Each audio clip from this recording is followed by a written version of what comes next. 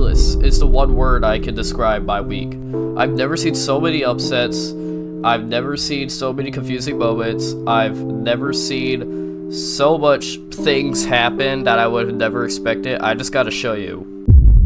You know, after seeing Geoff Collins at Georgia Tech, I would have never thought that he would have stooped as low as that guy, but for some reason, Mike Norvell is doing the same exact thing at FSU this week. So FSU might actually score on their opening drive for probably what feels like 5 years at this point, but then you immediately throw a pick. Then right after that, Wolfpack scores a touchdown on you. Right after that, you guys have to settle for a field goal, stop them again, get another field goal, but this time, you miss it, so it's 7-3. Wolfpack goes down to score again, so it's 14-3. You guys actually score to make it 14-10, so you guys are making some progress. And then, right after you stop the Wolfpack, right after that score, you guys try doing like a weird fake catch punt, whatever that's called, I guess. I don't know what the point of that was, if you just fair catched it instead. I feel like that would have been a lot better. Just so happens that it doinked off a Seminole, and all of a sudden, the Wolfpack has the ball again. And then guess what?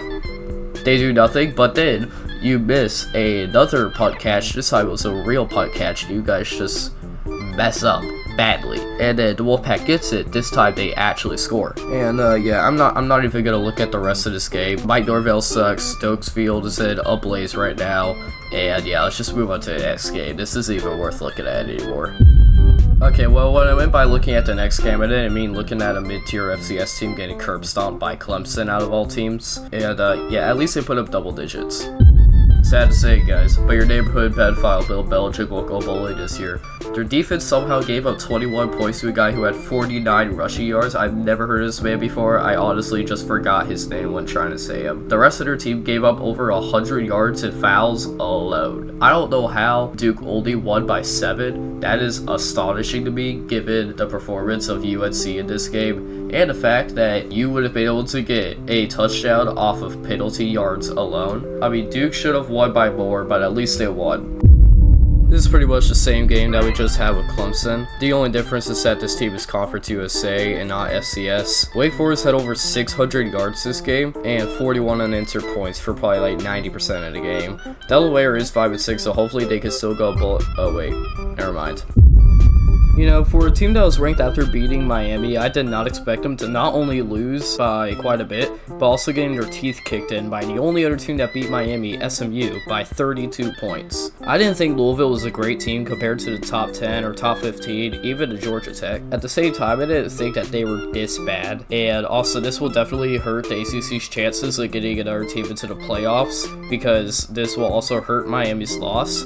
And on top of that, Miami is like the only team that has a good chance of getting into the playoffs anymore. The entire conference is in jeopardy right now. Louisville, you suck.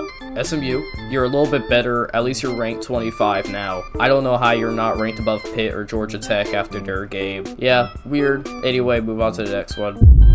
I'm not going to talk about the whole curb stomping thing that Miami had on Virginia Tech on their senior night game at home, because it's already been talked about for so long. And also, I just like to point out this one thing. Every single time I went on that broadcast for the game, James Franklin was talking with the commentators the whole time. I don't know if there was some deal that wasn't finalized yet to where he's actually not coaching, but the fact that you're not even with your team and you're just up there with the commentators for a whole 60 minutes, not doing anything to contribute, you're not even like trying to communicate with any of your guys on the field, you're just talking with 2 random dudes from CW broadcasting the game. It's not a good look. You should probably actually go down on the field if you're gonna get interviewed for 60 minutes.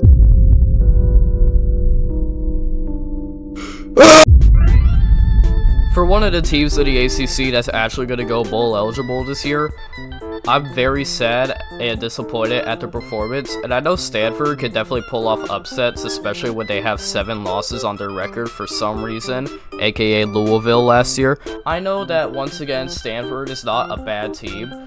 Cal should have not played like this. I understand it's a rivalry game and all that, but Cal, you can't be giving up stupid scores left and right. And I just hope that you guys do better, because last year we did not have a good bowl season record when it came to bowl eligible teams. So hopefully we could at least be like 500 this year in postseason. You know, that would be really nice if we could.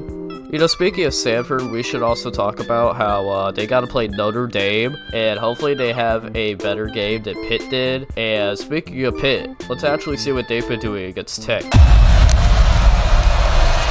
Heinzer will keep it and walk into What the touchdown. the Credit to Pitt and you know, Pat, Coach Narduzzi, and they came out and you know, gave it to us for sure. We didn't play well enough to win, and that's what happens. You know, you spot a team 28 points.